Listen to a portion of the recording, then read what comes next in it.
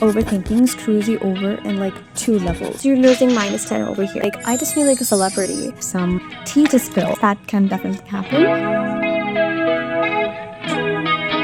Hello, my girlies. Welcome back over here, or welcome over here if you're new. I am Parul. I'm a dental student at MGOTS Manipal, and over here on this channel, I love to talk about personal growth and how to become your best version. If you remember high school being a phase of a lot of stress, overthinking, not being able to fit in, getting validation from other people, a lot of emotional drama, or you're currently in high school and are able to relate to all of these things, this video is going to help you process a lot of emotional stuff and also give you a big picture perspective of how a lot of these things are not going to matter in a few years' time. And trust me, I know, because your girl was in the trenches in high school. So today we're talking about things I wish I knew when I was a teenager / in high school, because those were some of the worst years of my life.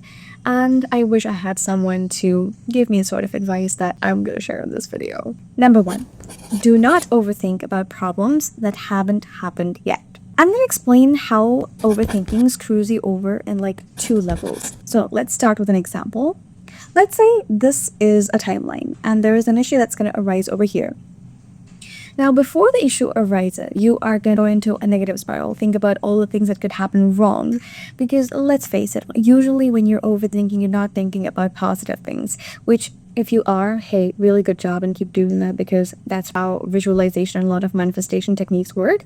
So if that's you, that's great. But if you've clicked on this video, that's probably not you. So let's consider energy in terms of points for ease of explanation right now. But when you're thinking about negative things, you're losing points. So before this issue arises, you're overthinking about it and you lose -10 points, let's say. Now the situation happens and then you're overthinking about it after the situation happens. So you're losing -10 over here. Now, I'm not talking about when you're processing your emotions, because you should be able to process and get over your emotions.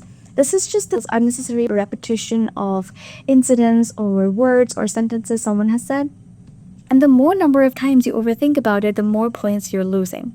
So why lose all of these points when you can just process the situation once and get over it? Second of all, I think overthinking starts because there is a part of you that does not trust that you can handle the situation on the spot. One thing that made me stop overthinking was being able to understand that I trust myself enough that if a situation happens, I would know how to react or handle that situation at that time. And then if I ever feel like there is probably an incident or two where I feel like, no, I need to be prepared beforehand and need time to be able to respond to this, then I will probably, go with details of the situation and try to make it as objective as possible and as factual as possible. Number 2, you do not have to fit in. And oh my God, I have some tea to spill. So I'm going to talk about this incident, and my objective with telling you this incident is trying to make you realize how stupid it is to try and fit in. So this happened when I was in high school, and it was this season of transitioning between winter and summer. So there was like a warm kind of weather, but there was like a chilly breeze, and I usually feel cold quite fast. So I was wearing sweaters. We had our exams going on, so I went over there and I see that nobody in my class was wearing the sweater. And I was the only person over there wearing the sweater. So I was so conscious of myself that day. Oh my God, the way I wrote the exam, I was like, everyone's looking at me, everyone's judging me. Oh my God, what am I gonna do? I'm totally not gonna wear my sweater from tomorrow onwards. And then the next day, when we had our next exam, I didn't wear my sweater and I was feeling very cold. And guess what? Some people were wearing sweaters. And that day I realized, how stupid was that I told myself I had to fit in so bad that I had to make myself feel cold just so that I can fit in. And for what? Because people were wearing sweaters after that. So I felt so stupid that day, and I think that was the day that I actually stopped trying to fit in. Maybe like some part of me was still a little insecure about some things, but majority of the trying to fit in stopped that day. Number 3, people's opinions do not matter. It means a lot of like rumors, people bitching about you, saying bad things behind your back. Honestly, the way I deal with rumors right now is just like, I just feel like a celebrity. Like, you're talking about me? Oh my God, that's like so flattering. don't think about it like, hello, why are you talking about me like that? And oh my god, that person thinks so badly of me. Honestly, like, if you're gonna bitch about me, like, that just gives me an ego boost. Like, sorry. I think that's helped me a lot, and I'm okay with, like, whatever people think of me. If you think that's something you want, then try to take that approach. Number 4. This is a very important one and very close to my heart. Rough patches in life do come to an end. And I'm saying this because I knew I was struggling with my mental health so much in junior and senior year of high school. And it felt like it was never gonna end. And I am just here to tell you everything has its phases in life, be the hard parts or the good parts. None of it is permanent, which is a good and a bad thing. But it is up to us whether we want to make the best out of the bad parts and the good parts. You can definitely enjoy the good parts, be grateful for them, but it's also important to learn the lessons when you're in the bad phases. And I feel like when you learn these lessons in the bad phases, your good phases become so much better. And I'm experiencing that currently, and I'm so grateful to God for every single thing He put me through, whether it was good or bad. So, yeah, it may feel like it's so unnecessary. Why do I have to go through this? But just try to ground yourself and think from the perspective of God, because He wants you to have a good life. So, try to think what lesson He's trying to make you learn through the situation that you're dealing with. Number 5. Everyone is too absorbed in their own life to give a damn about what you're doing. And I have realized this so much ever since I started my content creation journey, because so many people came to me and really appreciated what I was doing, and also shared how they wanted to start at a small business, or how they wanted to also start their content creation journey, or like an Instagram page or something. And it made my heart fill up with so much joy and happiness. But I also realized how much people actually get scared of other people's opinions, or like what people might say, or like how are they gonna look when they do something. And see, people might talk about you for like 1 or 2 days, but at the end, it's not gonna matter. Everyone just thinks about themselves, and that's how it should be, honestly. Like, you should just be focused on yourself. So, don't give a damn about what people are saying, especially because the people in your life currently are not gonna be there in your life later on.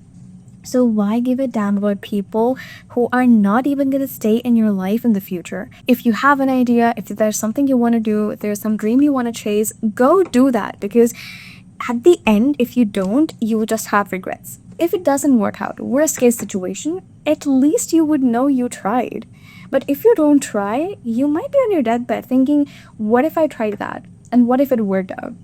At least if you try it, you knew that you gave it your all. So don't be afraid. Go chase your dreams and do not care about what people are thinking, because literally they're not. Nobody cares. Number 6. It is better to be hated for who you are than to be loved for who you're not. I want to go into a friendship perspective for this one. A lot of the times, especially in high school, I remember myself portraying a person I wasn't. I was trying to be this extroverted girly who I wasn't at that time. Right now, I'm still a little more ambivert, extrovert kind of on that bridge. But I was not in high school. And when you're the kind of person, when you're trying to portray to be a kind of person, you attract people on the spectrum, okay? So when you're attracting people on the spectrum, you continuously have to put up a show of being that person, which is going to drain all of your energy. That's also going to attract people who are not aligned with the actual version of you. I understand the thing of, like, trying to be cool, getting to know the more popular people, especially when it comes to high school. But at the end, if it's gonna leave you emotionally drained, not being able to feel yourself, is it really worth it?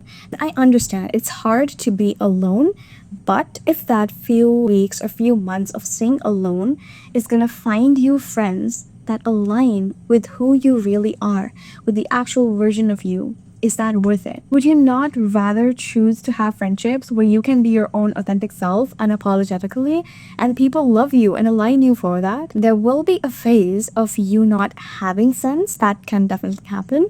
But if you're patient enough and if you're willing to not settle for less, you will definitely find people around you that align with the values you have. And last but not least, this was something I learned at the extreme end of ending my high school.